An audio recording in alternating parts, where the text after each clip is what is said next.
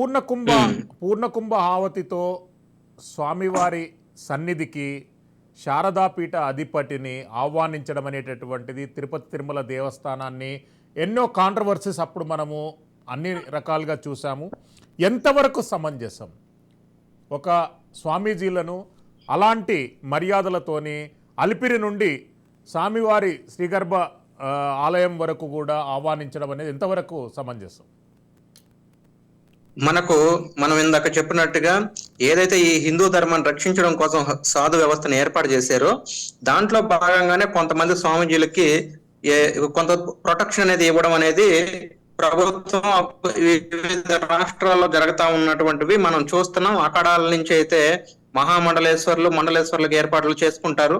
అలానే మనకు జగద్గురు మఠాలు ఏవైతే ఉన్నాయో శృంగేరి, పూరి, ద్వారక, జ్యోతిర్మఠ వీటికి సంబంధించిన వాటిల్లో కూడా మనకు అటువంటివి వారికి మాత్రమే ఏదైతే జగద్గురు మఠాలు ఉన్నాయో వాటికి మాత్రమే, మరి కొంతమంది ప్రత్యేకించిన స్వామీజీలు కొంతమంది ఉన్నారు, వారికి మాత్రమే టీటీడీలో ప్రత్యేకించినటువంటి పూర్ణ కుంభ స్వాగతం అనేది జరుగుతుంటది.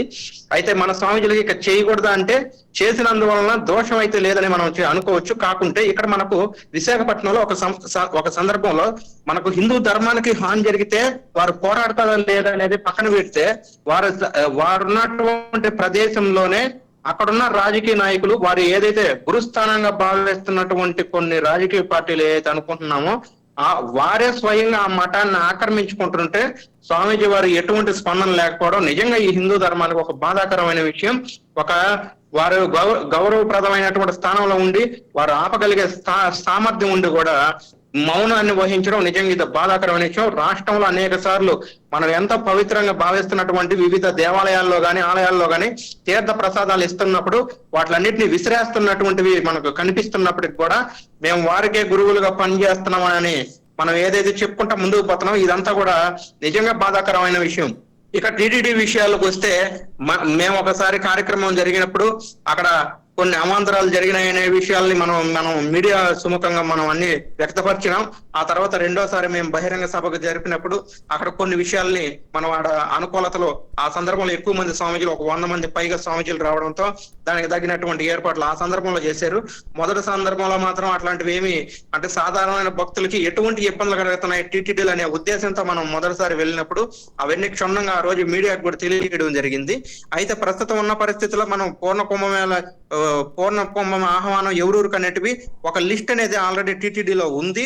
అవి ప్రత్యేకించి ఒక 15 మంది స్వామీజీలకు మాత్రమే, 15 మంది అంటున్నాం, 7 మంది స్వామీజీలకు మాత్రమే అక్కడ ఆహ్వానం ఉన్నట్టు మా యొక్క అది మాకు తెలియజేశారు అనుకుంటున్నాము.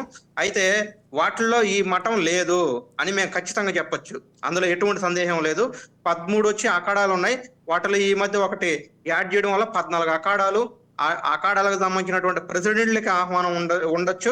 వారు కూడా ఎప్పుడు ఇక్కడ టీటీడీకి ప్రత్యేకించినటువంటి పూర్ణ కుంభంతో ఆహ్వానాలు జరగడం అనేటివి జరగలేదు. జగద్గురు మఠాల నుంచి వచ్చిన వారికైతే జరుగుతుంటాయి, అవన్నీ మనకు తెలిసిన విషయం. అయితే మనకి ఇక్కడ ఉన్నటువంటి ఏదైతే అధికారం ఉందనేది దాన్ని ఉపయోగించుకొని అలా స్వాగతం పలికించుకోవడం అనేది అది ఎంతవరకు అనేది కాస్త స్వామీజీ వాళ్ళే దాన్ని తెలియజేయాలి. మనకు ఆంధ్రప్రదేశ్ విషయానికి వస్తే మనకు శ్రీనివాసానంద సరస్వతి స్వామీజీ వారు వివిధ సందర్భాల్లో గడిచినటువంటి 5 ఏళ్లు కాకుండా దానికి ముందు నుంచి ఎప్పటి నుంచో వారు ఈ పోరాటం అనేది హిందూ ధర్మం మీద చేస్తూనే వస్తూ ఉన్నారు. గడిచిన 5 ఏళ్లుగా విస్తృతంగా పదే చెప్తానే వచ్చారు.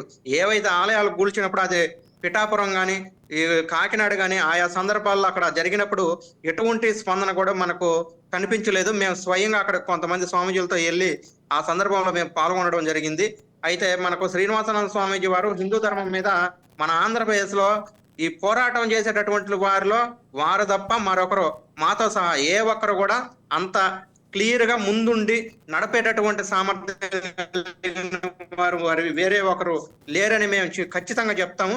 అలానే ఈ ఆంధ్రప్రదేశ్ కి దిశానిర్దేశంగా శ్రీనివాసానంద సరస్వతి స్వామీజీ వారు ఉంటే వారితో పాటు మరిన్ని కార్యాచరణలు మేము దగ్గరుండి చేస్తామని స్వామీజీ వారికి కూడా మేము తెలియజేసినాము. మేమందరం కలిసి ఏం చేయాలి ఒక కార్యాచరణ అంటే గతంలో మనం సుప్రీంకోర్టు కొన్ని విషయాలు చెప్పింది, 5 లక్షల లోపు ఉన్నటువంటి ఆలయాలన్నింటిని కూడా తిరిగి అప్పచెప్పండి అని చెప్పారు. అలానే మరి కొన్ని ఆలయాలని మనకి ఏదైతే అప్పచెప్తారో వాటి కార్యాచరణకి ఎలా చేయాలి ఏందనేది స్వామీజీ వారు ఒక పిలుపునిచ్చినప్పుడు స్వామీజీలు అందరూ అనేక సార్లు మీకు తెలుసు విజయవాడలో స్వామీజీ వారు అక్కడ ఐలై హోటల్లో ఎంతో ఖర్చు ధనాన్ని వారి భక్తుల చేత అక్కడ ఉన్నటువంటి ఏర్పాట్లన్నీ కూడా అతి కష్టం మీద ఒక ప్రోగ్రాం చేయాలంటే చాలా ఖర్చు అవుతుంది. మనకి ఏ ప్రభుత్వాల సహకారం అనేది తీసుకోకుండా, ఏ రాజకీయ నాయకుల్ని మనం ఇన్వైట్ చేయకుండా, కేవలం మన స్వామీజీలు మాత్రమే ఇట్లా చేసుకుంటూ ముందుకు పోతున్నారంటే మన శ్రీనివాసానంద స్వామీజీ వారికి ధర్మం మీద, మన హిందూ ధర్మం మీద ఉన్నటువంటి వారికి ఎంత ఇబ్బి- బలంగా వారు పనిచేస్తున్నారు అనేది మేము ప్రత్యేకించి చెప్పాల్సిన అవసరం లేదు. యావత్ భారతదేశం అంతా, ఆంధ్రప్రదేశ్, తెలుగు రాష్ట్రాలు రెండు కూడా చూస్తూనే ఉన్నాయి.